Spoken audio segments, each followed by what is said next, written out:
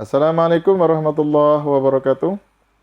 Pada video kali ini kita akan coba membahas terkait dengan tujuan teknik sampling.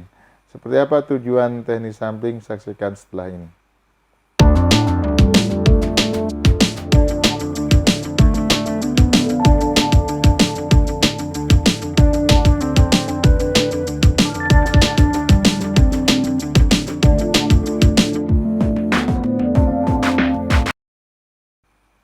Dalam metodologi penelitian, ada beberapa tujuan teknik sampling yang bisa kita lihat. Yang pertama adalah dengan adanya teknik sampling itu paling tidak untuk mendapatkan data yang lebih akurat. Dengan adanya teknik sampling itu, bahwa data-data yang kita peroleh itu lebih akurat, kemudian masih ada kaitannya dengan populasi yang akan kita teliti. Tentunya semakin baik, semakin bagus sampel yang kita peroleh dari teknik sampling itu, maka tentu semakin bagus data yang akan kita peroleh. Maka tentu dalam proses pengambilan sampel tersebut juga harus jeli dan teliti seorang peneliti.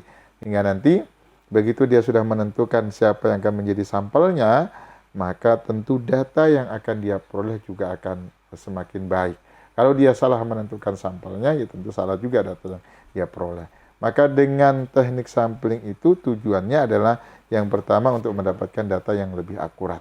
Data-data yang kita peroleh itu bisa dipertanggungjawabkan secara ilmiah. Kemudian tujuan teknik sampling yang kedua itu adalah bertujuan untuk memberikan informasi yang berhubungan dengan populasi yang ingin kita teliti. Dengan adanya teknik sampling, pengambilan sampel itu, paling tidak informasi-informasi yang berhubungan dengan populasi itu akan terwakili dengan adanya sampel tersebut. Apa yang ada dalam populasi itu kan tidak mungkin kita bisa gali semuanya. Tidak mungkin kemudian kita bisa teliti semuanya karena terlalu luas populasi itu, terlalu banyak populasi itu.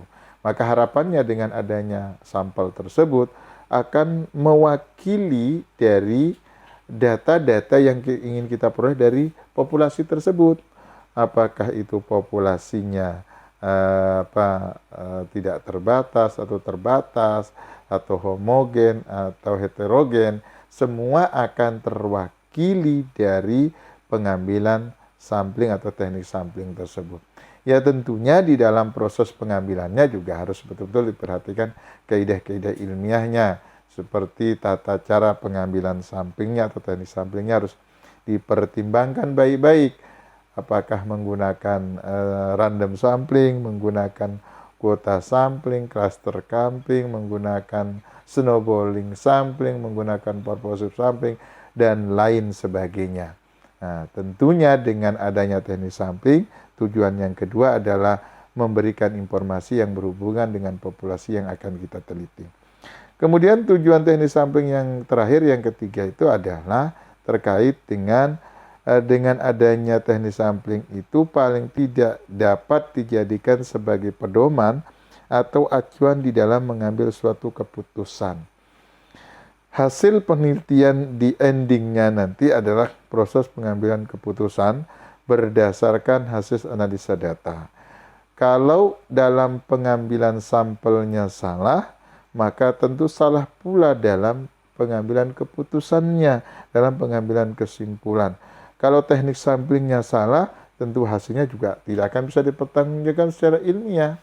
Karena itu tentu perlu diperhatikan seorang peneliti terkait dalam proses penentuan tersebut. Jadi dengan adanya teknik sampling tersebut, kita dapat menjadikan acuan, pedoman di dalam proses pengambilan suatu keputusan.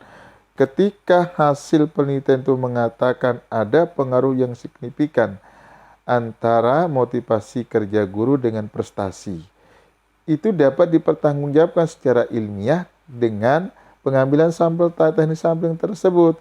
Karena kita sudah melakukan teknik sampling dengan baik dan benar sesuai dengan kaidah-kaidah ilmiah yang berlaku, hingga nanti hasil itu juga bisa dipertanggungjawabkan. Kalau hasil penelitian ternyata negatif, tidak ada hubungan antara motivasi kerja guru dengan prestasi kerja guru, maka tentu juga harus dipikirkan ulang. Kenapa itu bisa tidak ada pengaruhnya. Kenapa kemudian itu tidak ada hubungannya? Boleh jadi teknik sampling yang kita lakukan salah. Boleh jadi jumlah sampel yang kita ambil tidak proporsional sehingga hasilnya min atau hasilnya negatif. Maka dengan adanya teknik sampling yang ketiga yang terakhir adalah menjadi acuan bagi kita atau pedoman bagi kita dalam proses mengambil suatu keputusan dari hasil penelitian tersebut. Ini yang bisa saya jelaskan terkait dengan tujuan teknik sampling. Mudah-mudahan ada manfaatnya bagi kita. Saya akhiri. Assalamualaikum warahmatullahi wabarakatuh.